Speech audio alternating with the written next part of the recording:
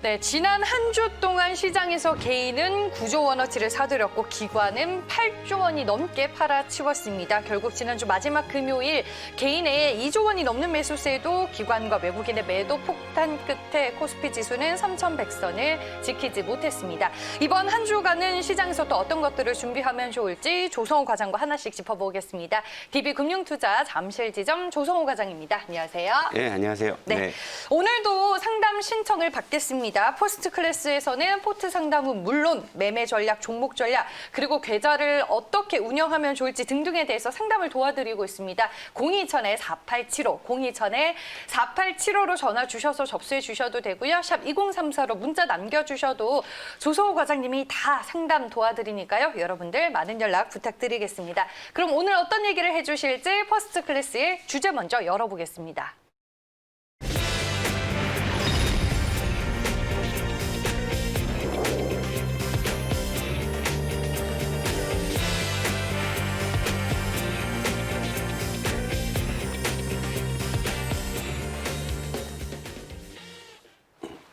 네, 당연한 조정이다라고 오늘 키워드를 꼽아주셨는데 저희도 아침부터 시장 이렇게 조정이 오는 거냐 이런 얘기 참 많이 나눴거든요. 그러니까 네. 사실은 제가 그 지수 막 3,200 막 뚫고 질주할 때 제가 이런 말씀 드렸을 거예요. 그러니까 지금 하락을 얘기하는 것은 고양이 목에 방울 달기 같은 그러니까 되게 그쵸. 조심스러운 거예요. 맞아요. 왜냐하면 네.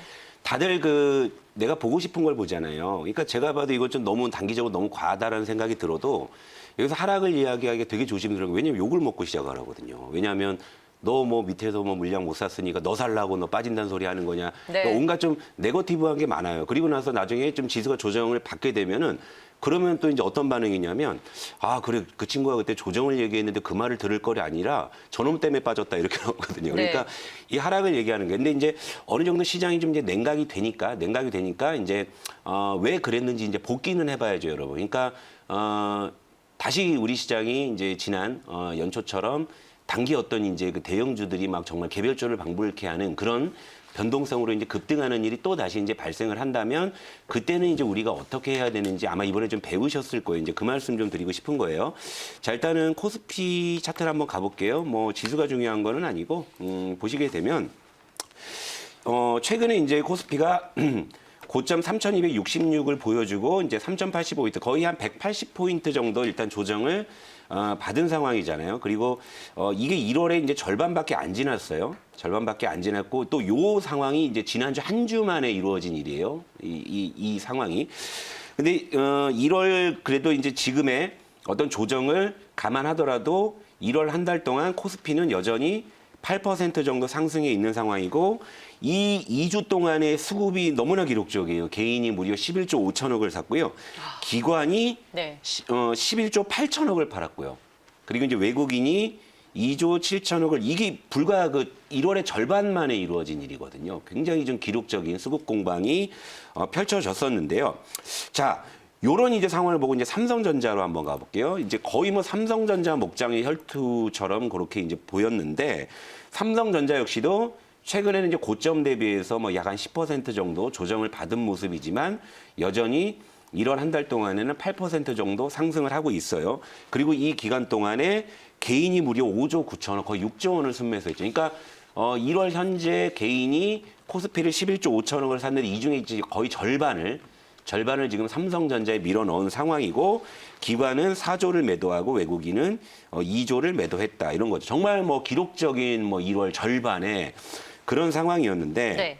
자 여기서 이제 저는 그래요. 이제 조정은 제가 얼마 전에도 저는 억지로라도 좀 조정이 나왔으면 좋겠다는 말씀도 드렸었잖아요. 네. 그런데 조정이 생각보다 좀 이제 가파르게 나오니까 여러분들이 거기에 이제 당황스러워 하시는 거잖아요. 그러니까 여기서 이제 조정이 당연히 나올 수밖에 없는 그런 이유를 제가 현대차 차트를 가지고 기술적인 보조 지표 하나를 제가 같이 곁들여 가지고 설명을 해 드릴게요. 이게 현대차 차트고요.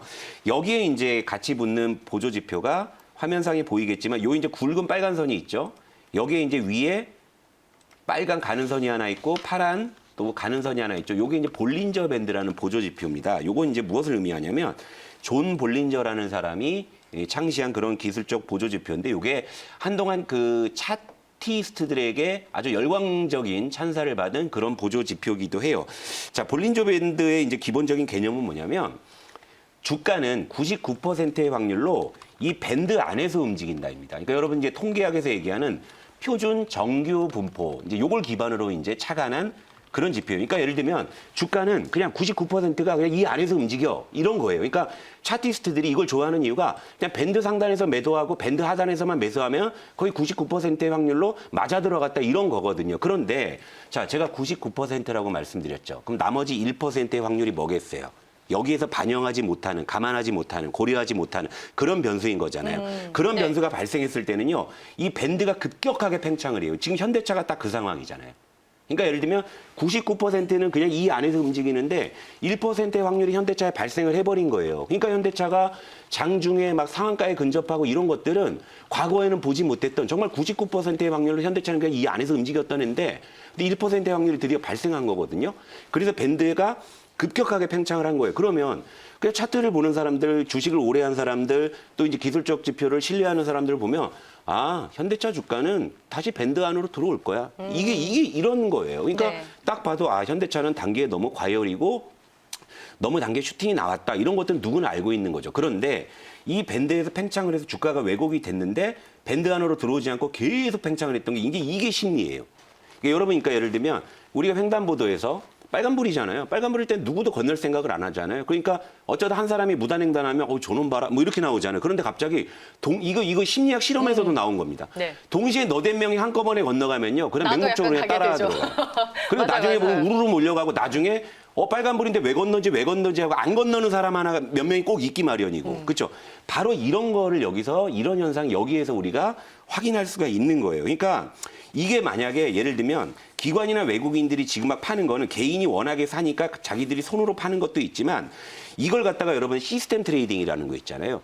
시스템 트레이딩, 퀀트 뭐 이런 거 아시잖아요, 여러분. 되게 어려운 얘기 같지만 이거 다시 보기를 해서라도 여러분들이 이건 좀 숙지하셨으면 좋겠어요. 그러니까 시스템 매매나 프로그램 매매 기본적인 세팅이 어떻게 되냐면 바로 이 확률을 기반으로 해서 세팅을 하는 거예요. 그러니까 예를 들면 기본적으로 박스권 상단에서는 프로그램이 매도하고 박스권 하단에서는 프로그램이 매수하고 뭐 이제 이런 세팅을 기본적으로 한단 말이에요. 그런데 예를 들면 어떤 순간에 현대차와 같이 갑자기 확률 밖의 일이 벌어지는 그런 경우에서는요. 프로그램 퀀트나 이런 쪽에서 어떻게 세팅을 하겠어요. 생각보다 훨씬 더 과매수가 되면 당연히 프로그램에서 계속 매도를 하는 거고, 그죠? 밴드 하단을 이탈해가지고 급격하게 만약에 주가가 급나간다 그러면 프로그램에서 싸니까 계속 사라고 신호를 그렇죠. 보낼 거 아니에요. 네. 그러니까 지난주 금요일에 기관 외국인이 합쳐서 2조 원을 팔았잖아요. 그중에 1조 원, 거의 1조 원이 프로그램 매도로 나온 거죠. 여러분들이 이 메커니즘을 모르시면은 그냥 더 간다 여기에만 휩쓸리는 거고 무단횡단을 하게 되는 빨간 신호에도 우르르 몰려 건너가는 그런 현상들이 최근에 현대차를 비롯해서 일부 대형주에 그게 벌어졌다. 그러니까 지금 현재로서는 이 이격도 이제는 이제 현대차의 주가가 밴드 안으로 이제 들어왔기 때문에 이제 지난주 금요일처럼 급격한 조정은 조금 이제 완만해질 가능성이 있어요. 그러니까 이 안에서 이격도 조정을 거친 다음에 다시 이제 밴드가 쭉 쪼그라들면서 다시 이제 평상식처럼 밴드 안에서 움직이는 그런 상황들이 좀 그게 시장이 안정된다라는 것을 의미하는 거죠. 자, 역설적으로 현대차 같은 경우에는 밴드 밖으로 확 벗어났기 때문에 프로그램에서 계속 매도를 신호를 주는 거죠. 그렇죠? 그 역설적으로 이것과 대칭되는 종목을 하나 말씀을 드릴게요. 그게 네. 바로 셀트리온 제약이죠.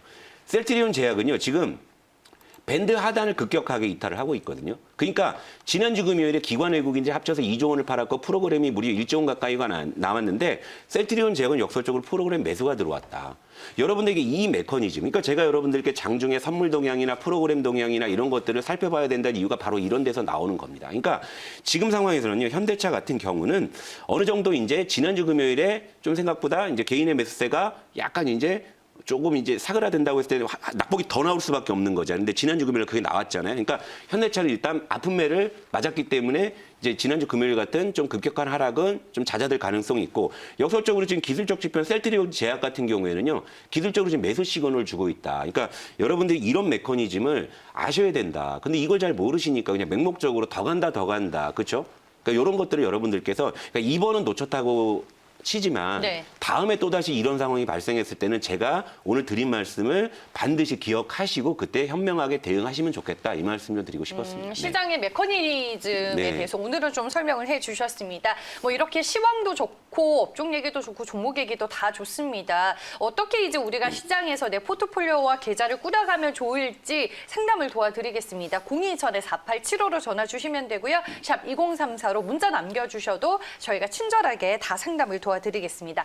그럼 이제 당분간 시장의 조정 그리고 시장의 쉬어감은 좀 이어진다라고 봐야 될까요? 그러니까 지금은 여기서 다시 급격하게 올라갈 수 있는 분위기가 아닌 게 일단 첫 번째는 뭐냐면 일단 이제 지난주에 그 이제 바이든 당선인의 경기 부양책이 나오면서 네. 시장에서 일단 단기적으로 이제 기대하고 있는 재료들은 얼추 다 나온 것 같아요. 우리가 이제 여기서 시장에서 뭐가 더 나올까 하는 것들이 지금 가시적으로 뚜렷한 게 없잖아요. 그럼 그게 이제 새롭게 등장하기 전까지는 시장은 뭐 기간 조정이나 뭐 횡보를 거칠 가능성이 현실적으로 높겠죠. 지금 수급 상황을 보더라도 마찬가지고. 근데 여기서 이제 또 하나 이제 중요한 게 뭐냐면 이 타이밍에 이제 시총상의 대형주들의 이격도 조정이 있을 때 이제 해줘야 되는 섹터가 바로 이제 그 소비주라는 거예요. 소비주. 그러니까 소비주의 어깨가 그만큼 무겁고 제가 여러분들께 다시 한번 소비주에 대한 이야기를 드릴 때도 굉장히 사명감이 있는 섹터란 말씀을 드렸잖아요. 네. 자, 일단 아모레 퍼시픽 차트를 한번 다시 볼게요. 그러니까 현대차는 그렇게 급격한 조정을 받음에도 불구하고 아모레 퍼시픽 같은 경우에는 최근 4거래일 동안에 무려 17%가 급등을 했다라는 거죠. 이런 것들. 그리고 7일 연속으로 외국인 매수가 지금 유입이 돼 있다라는 겁니다. 자, 그리고 이제 또 하나 FNF. 이제 제가 이제 입고 꾸미는 걸 많이 말씀을 드리잖아요. FNF 같은 경우도 자, 며칠 전에 이제 한번 장중에 20% 가까이 급등한 적이 있고 최근 4거래일 동안에 무려 19%가 급등을 했는데 이것도 네. 이제 4일 연속으로 이제 기관 매수가 들어왔다.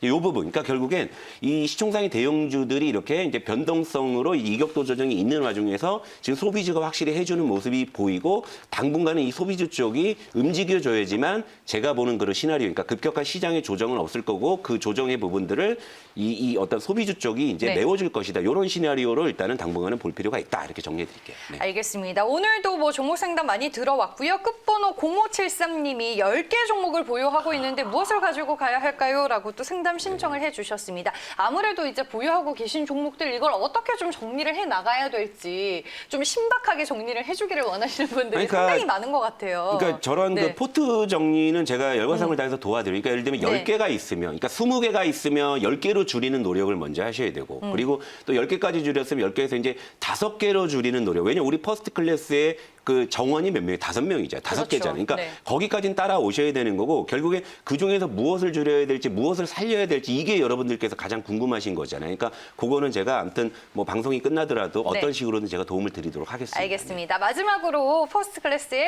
종목 베스트 수익률 한번 짚고 넘어가 볼게요. 영우 네. DSP가 최근에 시장 뚫고 막 올라와서 이제 탑으로 이제 순위로는 지금 PI 첨단서를 제쳤어요. 네. 여러분 이제 PI가 또 이제 발끈하죠.